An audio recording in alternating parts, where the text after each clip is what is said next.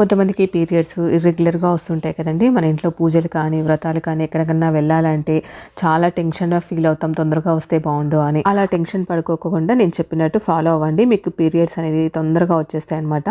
ఇలా ఒక గిన్నెలో వాటర్ అనేది పోసుకోవాలండి. వాటర్ అయితే నేను 2 గ్లాసుల వాటర్ అనేది పోసుకున్నాను. అందులోకి వచ్చేసి 1 టేబుల్ స్పూన్ దాకా జీలకర్ర, 1 టేబుల్ స్పూన్ దాకా ధనియాలు వేసేసిన తర్వాత బాగా మరిగించాలి అండి. ఎంత మరిగించాలి అని అంటే మనకు 2 గ్లాసుల వాటర్ పోస్తే 1 గ్లాస్ వాటర్ అనేది అవ్వాలి. అలా బాగా మరిగించుకోవాలండి. మనకు జీలకర్ర అలాగే ధనియాలలోని ఫ్లేవర్ మొత్తం వాటర్లో దిగుతుంది. చూడండి కలర్ కూడా మనకు చేంజ్ అయింది. ఇలా బాగా మరిగించుకోవాలన్నమాట. ఇప్పుడు నేను గ్లాస్లో 1 టేబుల్ స్పూన్ దాకా బెల్లం అనేది వేసానండి.